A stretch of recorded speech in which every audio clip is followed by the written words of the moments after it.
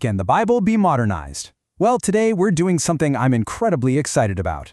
We're unpacking a brilliantly researched report in this explainer to objectively investigate the historical and linguistic origins of arguably the world's most influential book. We're going to dig right into the messy human history to uncover the truth about its creation. For centuries, many folks have held on to this belief that this ancient text was just handed down from heaven, perfectly complete, completely untouched. But what if the absolute strictest rule about the Bible, this deeply ingrained idea that you can never change, update, or modernize it, what if that's actually based on a massive historical and textual misunderstanding? Let's find out. Section 1, the Do Not Change Myth and Misunderstanding Revelation. Okay, let's start our journey right here by dismantling the single most famous argument used to lock this text against modernization. So take a look at this quote. This specific passage from Revelation is literally the primary weapon people use against modernizing the Bible. And hey, it sounds completely airtight, doesn't it? If anyone adds to them, God will take away that person's share. But notice the specific wording here, this book. See, when John wrote this terrifying curse, the New Testament didn't even exist yet as a compiled collection. There was no single Bible. John was actually just protecting his specific text, the book of Revelation, from scribal tampering, which, by the way, was a super common literary device back in the ancient world to stop copyists from making fraudulent additions. And the problem with applying that rule to the whole Bible becomes glaringly obvious when we look back 1,000 years earlier. Moses wrote almost the exact same warning at the end of Deuteronomy. You shall not add to the word, nor take away from it. So think about it. If we applied this do not add rule strictly to the entire Bible, every single book written after Deuteronomy, which includes the Psalms, the prophets, and the whole shebang of the New Testament, would technically be a massive violation. The argument just totally collapses under its own weight. Moving on to Part 2, How the Bible Was Built, a 1,500-year compilation. Zooming out from just a single verse, let's look at the incredibly messy, yet awe-inspiring human history of how these texts were actually gathered. Because, spoiler alert, the Bible wasn't just handed down on a USB drive. What's truly staggering when you look at this timeline is the sheer scale of it all.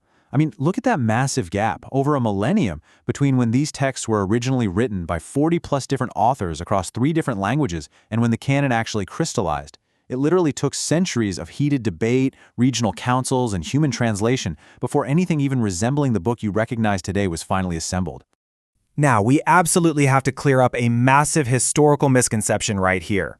You've probably heard the myth, kind of spread like wildfire by popular fiction, that Emperor Constantine in the Council of Nicaea just sat down in 325 CE and cherry-picked which books made the cut.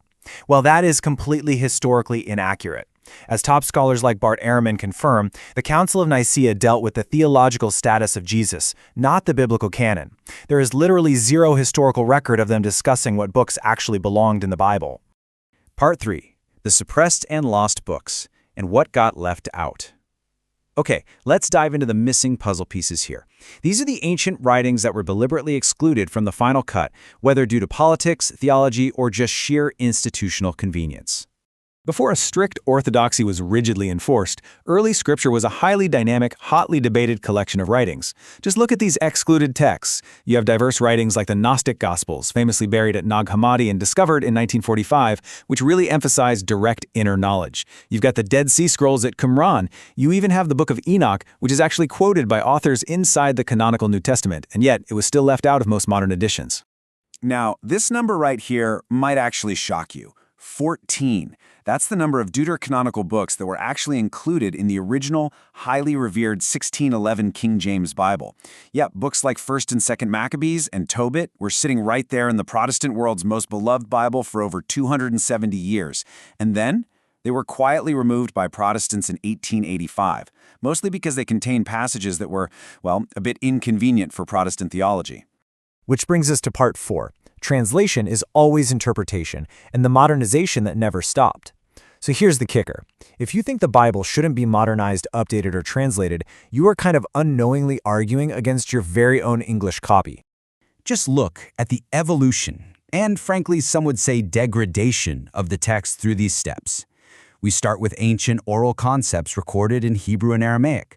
Then they're translated into the Greek Septuagint, then into the Latin Vulgate, and then finally into modern English. This brilliantly illustrates that every English Bible you've ever held is, at bare minimum, a third-generation interpretation made by human committees.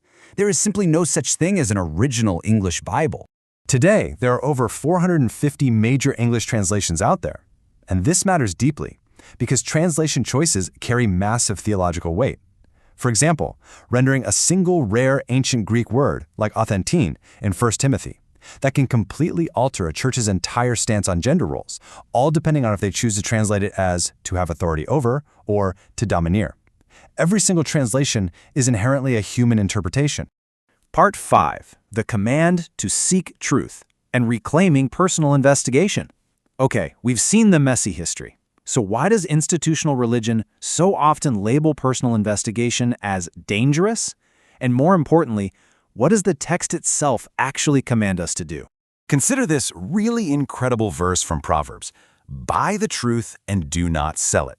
Now, the original Hebrew here deliberately uses commercial language to make a point. It's showing us that truth has to be actively acquired through serious effort, a cost of your time, and honestly, a willingness to be wrong. It is absolutely not something you just passively inherit from an institution. It's something you have to actively pursue. We actually see this exact same mandate in the Berean Standard from the Book of Acts. The biblical text explicitly commends these folks for critically evaluating the teachings of the Apostle Paul. Think about that. They didn't just take his word for it, they examined the texts every single day to verify his claims for themselves. This makes independent study and questioning an act of profound spiritual fidelity. And you know, this isn't just an isolated idea. When every major wisdom tradition across the entire globe independently converges on the exact same teaching, that truth must be personally verified and not just blindly accepted, well, that is a pattern definitely worth your attention. From ekapasiko in Buddhism, which means come and see for yourself, to kashf in Islam, to Hindu jnana yoga, the core message is totally universal. You have to do the work to understand it directly. So, the ultimate takeaway from this entire explainer is this: investigating your foundational texts, looking at the original languages, reading the suppressed books. None of that is a threat to the truth. It's only a threat to institutions trying to control it. Truth is not obligated to be comfortable, but if it's true, it will easily survive your scrutiny. I want to leave you with a final provocative thought about making the truth your own. As we've seen, the history of the Bible proves it is a living, continuously translated, and hotly debated text. So, if honest investigation will only confirm what is actually real, are you ready to do the work? I truly hope this explainer inspires you to crack open the history books, seek out the original context, and start investigating for yourself.